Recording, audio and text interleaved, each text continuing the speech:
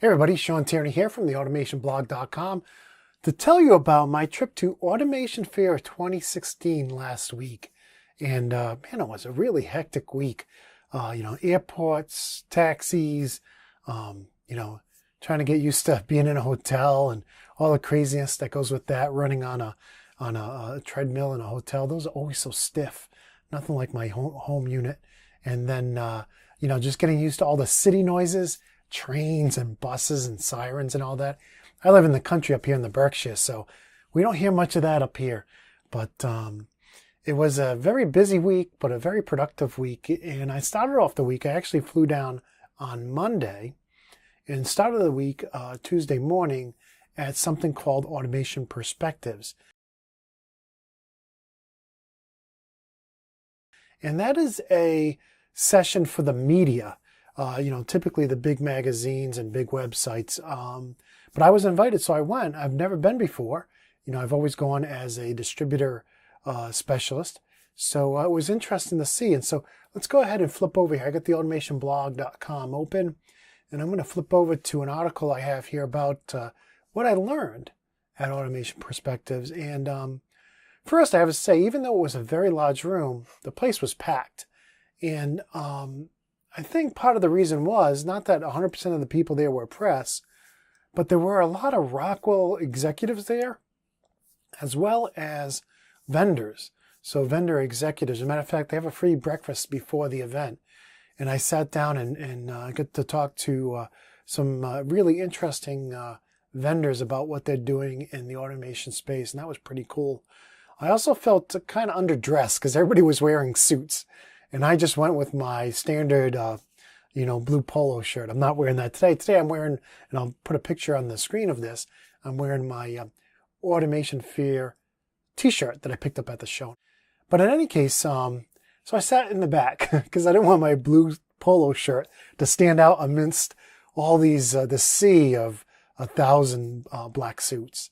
So, but it was very interesting. It started off with an introduction by their vice president of global commercial marketing, and then it went to their CEO, Blake Moret, and he gave a really good talk. He talked about the connected enterprise and what they're planning on doing, what they're trying to do, and how they're trying to help customers. Bottom line was their goal is to help customers be more profitable, make products better, faster, cheaper, the whole 9 yards. And I thought it was a very good talk. A lot of times when you're listening to CEOs, you think, oh, I'm going to get put to sleep. But this was actually a very good talk, and I was impressed with that. Next, there was a talk from Bob Sternfels of McKinsey & Company, and he talked a lot about capturing value, and he had some great slides. I got a couple of them here in the presentation, but he just talked about how the Internet of Things was changing the world and changing manufacturing, and how, just the proliferation of mobile devices would affect manufacturing, and a lot of information about technology and trends in there. And I thought it was really good. And, I just noticed here a picture about first. I wanted to go back and say that Blake also announced a huge donation Rockwell was giving to the First organization to help train and educate youth and get them interested in, technology and technology careers. And that was one thing I heard from a lot of people, that, not everybody needs to become an engineer to be able to work on automation equipment. For instance, if you used to manually load parts into a product, and then that gets replaced by a robot that does it, well, who's going to service the robot? Would an electrical engineer or mechanical engineer want to spend his days servicing a single robot? Or perhaps do we retrain the people who used to do that manual loading of the items to service the robots? If they're so inclined, if they want a technical role. And a lot of talk about technical schools versus colleges, and do you really need a 4-year degree to be a technician, or to do a job that's very technical, but may not require a full-blown education, engineering education, which I thought was very interesting. After the capturing value presentation, we had a connecting information presentation, which started out good. This was from John Genovese, I believe, and was very interesting. He talked about Factory Talk Cloud. After a while, though, to me, it just seemed like it boiled down to, using Production Center, with the data residing on a server, in the cloud. I didn't see really where it was anything interesting, anything transformable like Amazon or Apple's clouds. So, but even that said, it was still an interesting presentation. And then we get to the IA section, which I was really looking forward to, but it turned out just to be a review. I guess most of the people in the audience were media, were the press. And so it really turned out just to be a review of everything, I do and you probably do on a daily basis. You're familiar with the 5580 and whatnot. So wasn't much there. And then I moved into the security panel. Now, to me, the best way you secure your plant is don't plug your automation system into the internet. And so there was a lot of high-level discussions about, securing your networks, protecting your networks. I kind of started to snooze during that section because I don't own a plant, and I'm not worried about keeping my plant safe from the internet. I just wouldn't plug it into the internet, but in any case, so that was a panel of experts, and then there was also a section on connected services, Rockwell's services group, and again, not much interest for a techie programmer like myself there. But then we finished up the session with a mobile demo.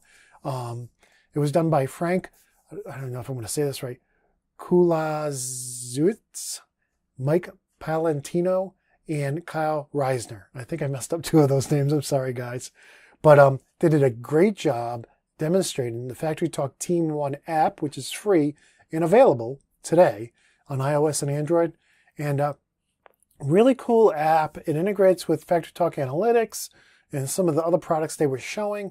But the bottom line is it's a way to use a mobile, the mobile features, notifications, alerts that we're used to with other apps with automation. So in one instance, somebody sent another person a trend of a drive speed. In another instance, somebody was looking up alarms.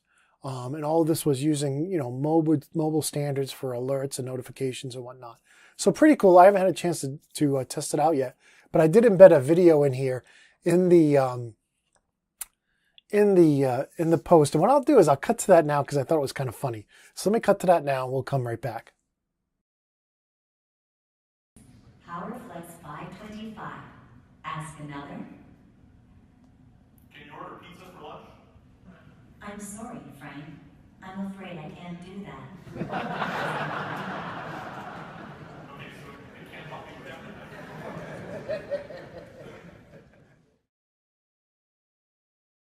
All right. So I hope you found that funny. I thought it was hilarious. Love how they kept it light there at the end. And with that, that was it for the automation perspectives. That was the first day of my trip Tuesday.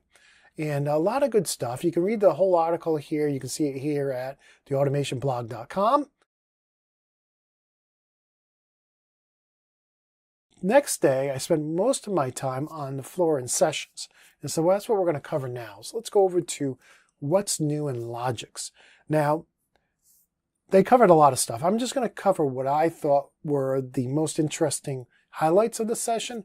But if you want to know more, if you want to know everything they covered, reach out to your local Rockwell representative or distributor and ask them for a copy of the presentation. You'll notice all these slides are marked as public. So there's nothing top secret. There's no, confidentiality agreement that I'm breaking by showing you this. This is all public information. And the first thing they showed was kind of a review. Hey, if you weren't at the show last year, you may not know about the 5370. You may not know about the 5370 guard Logix. And you may not know about the 5380. And so they kind of reviewed those. And in conjunction with that, they talked about how the 5380 now had the option to support dual IP addresses as well as DLR. So you get to choose now with the firmware update. You can choose to actually have each port have a unique IP address, something people asked a lot for in the 5370 family, but was not possible. They've now added that to the 5380, so that's very cool. Sad they didn't add it to the 5370, but very cool that it's supported in the 5380. And that's pretty cool. There are also some enhancements to DLR as well, which I won't go into here, but you may want to check out the article up at theautomationblog.com to learn more about that. And from there, they also reviewed what's new with control Logix, the 5380, redundancy V24, the new slim power supplies, which are slimmer, and that's great. They only really power up to like a 10-slot chassis in most cases, so better for smaller systems. And then something I heard a lot about over the years, these new redundancy cables. The old ones came straight out of the end cap and took up tons of space. Now they have right angle cables for the redundant power supply end cap that goes on your chassis. So you can see that right there in the slide.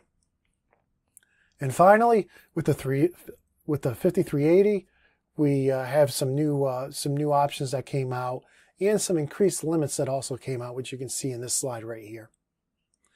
Now, up to this point, it was all kind of just run-of-the-mill stuff, and then we started talking about the new 5480. Now, I want to thank those out there who sent me emails telling me about the launch of this when they found it on ab.com.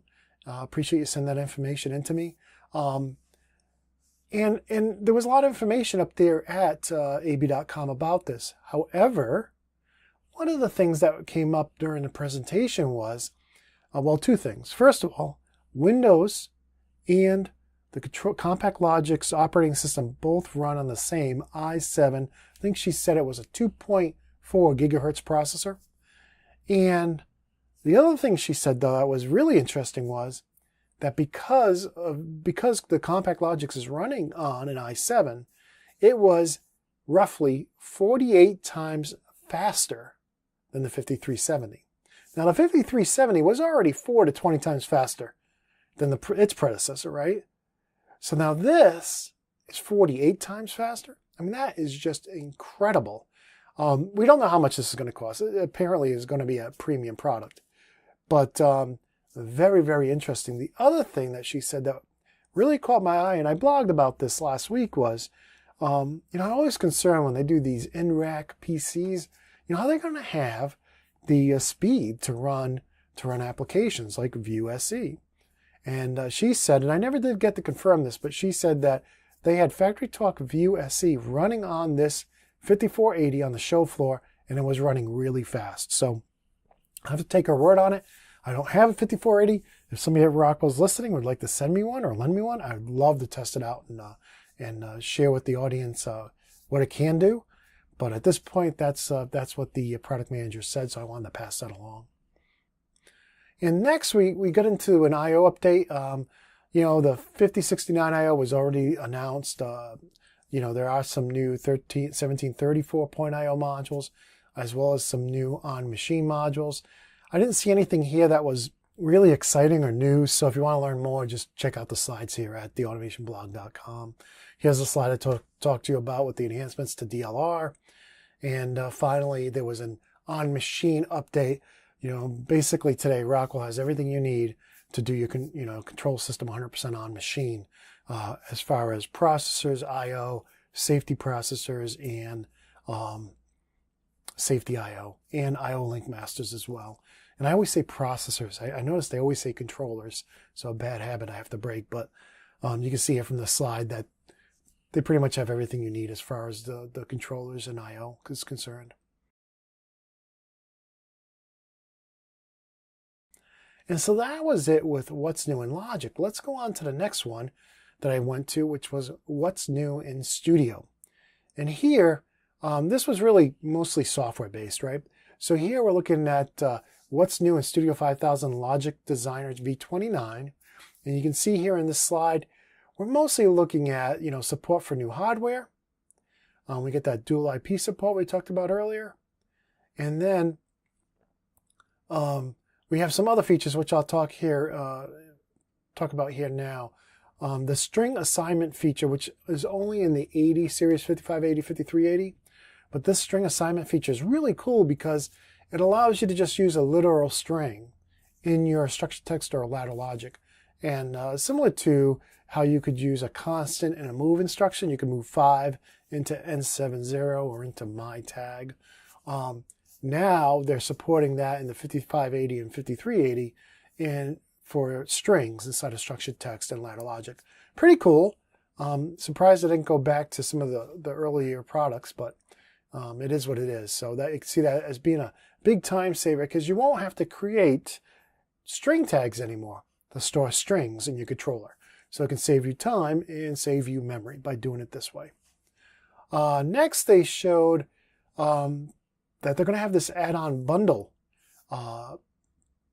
or I should say add-on profile bundle, so that if you want to get all the latest add-on profiles for your I/O, you can just install this bundle. You don't actually have to install the latest version of software to get all the new add-on profiles. So that's pretty cool.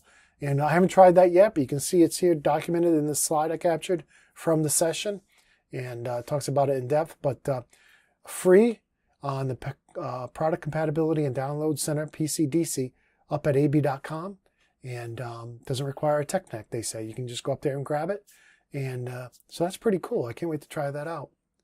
Next, they started talking about version 30. Now, version 30 is coming soon. I think they wanted to have this out by December. I'm not sure if they're going to make that date, but some pretty cool things coming out in version 30. We get Windows 10 support. That's cool. We get a new Install Now option, so we don't have to answer a bunch of questions. We can hit Install Now, and it just installs with all the defaults. Again, if you want something extra, you could always go back and run the installer again. But that's cool. You get new support for the new 5380 and 5480 hardware that's been released. And you also get something called component change detection. Now, the example they used, if somebody went into the system while it was running and made changes to a routine and then maybe changed it back later, this would capture that, where a snapshot comparing the program from 2 weeks ago to this afternoon may not catch that because it was changed and then changed back. It also tracks changes for tags, I/O modules, and routines within a program. So that seemed very cool. Again, it's a version 30 feature, but it seemed like it would really help identify issues caused by changes in the program, which, otherwise you can't tell. If the program looks the same as it used to look like, how do you know if it was the program that made the change? Another cool feature, which is really in its infancy right now in version 30, was the I/O tree import and export. Right now, it's only going to be on a per module basis. But in the future, they're hoping to be able to allow you to export and import the entire I/O tree. Now, this is very cool. There's sometimes when you have to make changes to the I/O tree, and you have to delete a bunch of things and re-add them, and that's painful. So being able to do it here, export and then re-import different modules and whatnot, can be extremely helpful. And so I look forward to not so much this edition of the feature, but the next edition where we can do the entire I/O tree at once. So that looked really cool. And then they moved over from Logix Designer to View Designer and talked about new features coming to that, including add-on graphics. So if you have a panel view 5500, the add-on graphics is a lot like global objects in View Studio. So that looked very cool. The language switching looked very powerful because all of that documentation is done inside of RS Logix 5000, or Studio 5000 rather. So that looked very cool as well. And there were some other things with that which I'll cover in the next presentation. But that was pretty much it for Studio 5000. So let's go ahead and look at the last one here, what I consider the last major what's new presentation. And that was what's new in View. And here you can see the article I just published this morning up at theautomationblog.com. And the first thing, they did this one a little bit differently. They kind of reviewed everything and then they went through the details. So we'll just follow with their format here. The first thing they reviewed was the Panel View Plus 7. They wanted to remind us that now it's available with DLR, and that in version 9 of Factory Talk View Studio, they're going to be increasing the screen count from 25 to 50. Now, they say you'll still have a limit of 25 replace screens, but you'll also now be able to add 25 faceplate screens. What does that mean? I don't know. Do they have to be Plant PX process objects? Or can they just be any on-top screen?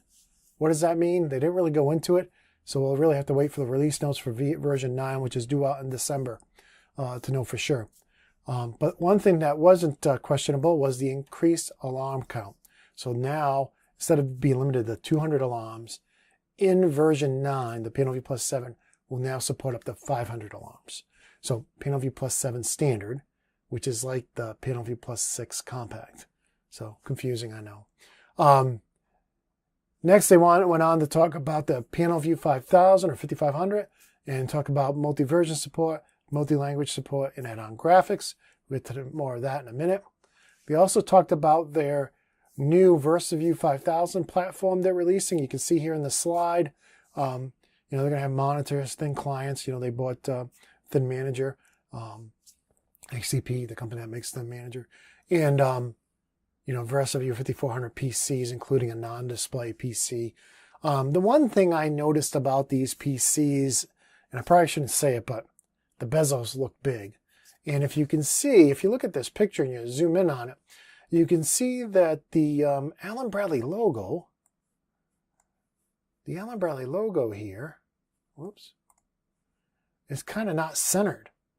And that didn't really look right to me either. So, it hasn't released yet. Maybe they'll do something, but the bezel, just the top and bottom, just look much larger. Of course, you can see obviously larger than the sides. And it just looked odd compared to other industrial computer manufacturers out there. So, be it what it is. I just figured I'd point that out. That was an observation that struck me immediately. As far as the software, they kind of reviewed here all what's new with all the software. And let's just jump right into that.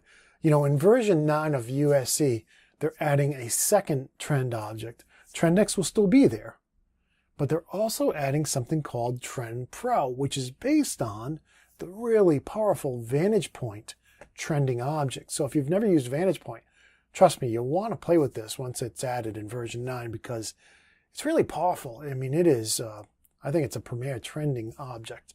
So I always liked it when I used to use Vantage Point.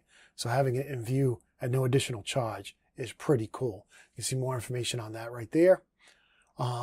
They also talked about giving both View ME and View SE extended property support, which is really cool. So in the controller for a while, we've been able to give the tag a description, a minimum, a maximum, etc.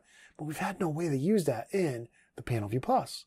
Well, now with version 9, we'll be able to do that. And I can just see that saving tons and tons of time in future projects where I can do all my documentation in the controller and just access it from my PanelView Plus. So really, really cool stuff there. And then one of my favorites, I don't know if anybody else used Recipe Pro back in the day, right? What was I watching? I was watching some show where they kept saying back in the day instead of saying 5 years ago. I just thought that was hilarious. So back in the day with RSView 32, we had something called Recipe Pro, and it was cool, a little confusing, but cool. And we really not had a recipe option in VUSC. So in version 9 of FactoryTalk VUSC, they're adding the ability, phase 1, ability to input those old Recipe Pro recipes. You'll be able to upload and download and do some basic stuff. And they're scheduling for version 10 to have the full-blown recipe features. So I'm not quite sure. You can see what's listed here. Not quite sure what all that means, but I do like the ability to import and export recipes to CSV because that is huge.